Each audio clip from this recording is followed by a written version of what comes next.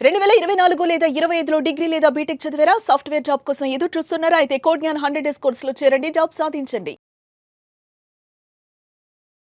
So ప్రస్తుతం అయితే మనం చూసుకుంటే అంటే కరెంట్ ట్రెండ్ ప్రకారము దేనికి ఎక్కువ డిమాండ్ ఉంది, అట్ ద సేమ్ టైం ఎక్కడెక్కడ ఆపర్చునిటీస్ ఉన్నాయంటారు? రైట్. అంటే ఒక ఫ్రెషర్కి డిమాండ్తో పాటు వాడు ఎలా వెళ్దాం అనుకోవడం ఇంపార్టెంట్ అండి. అంటే అందరికీ ప్రోగ్రామింగ్ లాంగ్వేజ్ నేర్చుకోవాలి, ఏఐలోకి వెళ్ళాలనుకుంటుంది, కానీ ఒక రైట్ ట్రాక్ తెలియాలి దానికి. అందుకే మనం ఫస్ట్ వాళ్ళని అడుగుతాము, మీరు ఏ బ్యాక్గ్రౌండ్, ఎందుకంటే బీటెక్ బ్యాక్గ్రౌండా, డిగ్రీ బ్యాక్గ్రౌండా, దాన్ని బేస్ చేసుకుని మనం కోర్స్ సజెస్ట్ చేస్తాం. ఎప్పటికైనా పైథాన్, జావా, ఇవి రెండు మంచి కెరీర్ ఆప్షన్స్ ఇస్తాయి స్టూడెంట్కి. ఒక స్టూడెంట్ తన ఇంట్రెస్ట్ బట్టి ఒకవేళ పైథాన్ ఫుల్ స్టాక్ పిక్ చేసుకున్నాడు అనుకోండి, అంటే ఫుల్ స్టాక్ కన్నా ముందు పైథాన్ గురించి మాట్లాడుకుందాం మనం. ఎందుకంటే పైథాన్ నేర్చుకుంటే ఏ డొమైన్కైనా ఈజీగా షిఫ్ట్ అయిపోవచ్చు. మనం ఇప్పుడు చూస్తున్న ఏఐ అయినా, జనరేటివ్ ఏఐ అయినా కూడా, ఇప్పుడు రీసెంట్ మూవీస్లో కూడా వాడుతున్నారు, వాయిస్ క్లోనింగ్ అయినా, డబ్బింగ్ అయినా కూడా. అంటే ఫస్ట్ వాడి కెరియర్ పైథాన్తో స్టార్ట్ చేసుకున్నాడు అనుకోండి, దానిలో ఒక ప్రాజెక్ట్ ఎలా బిల్డ్ చేయాలి, ప్రాజెక్ట్ బిల్డ్ చేసినప్పుడు దాని రెజ్యూమెల్ ఎలా పెట్టుకోవాలి, ప్రాబ్లమ్ సాల్వింగ్ స్కిల్ నేర్చుకుంటే అప్పుడు ఎటైనా డైవర్సిఫై అవ్వచ్చు.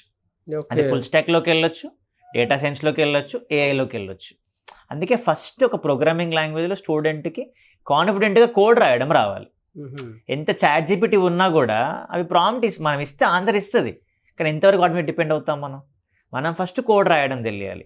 ఆ కోడ్ని ఇంకెంత ఆప్టిమైజ్ చేయాలి, ఇలా రాశాను నేను, దీనికి బెటర్ లాజిక్ ఎలా ఇవ్వాలి అని ఇస్తే అప్పుడు ఇంకా ఫాస్ట్గా ఉంటుంది. దాంతో ఇంకా బెటర్ ప్యాకేజ్ కొట్టిన పిల్లలు కూడా ఉన్నారు. ఎందుకంటే బేసిక్ నాలెడ్జ్ ఉంది, ఈ నాలెడ్జ్ని ఇంకా ఆప్టిమైజ్ చేయాలి కదా. మెంటర్ సపోర్ట్ తీసుకుంటాడు, కానీ ప్రతిసారి మెంటర్ ఉండనక్కర్లేదు కదా, ఆన్లైన్ ఉంది కదా.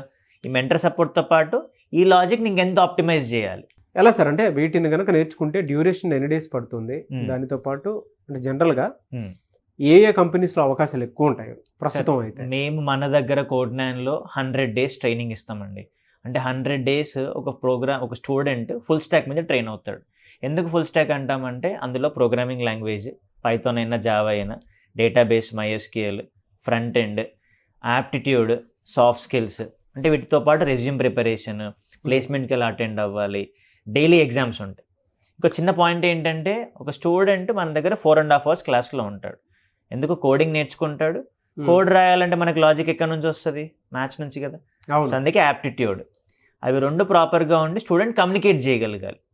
ఇవి కరెక్ట్గా చేయగలిగితే ఆబ్వియస్గా వాళ్ళలో చేంజ్ వస్తుంది.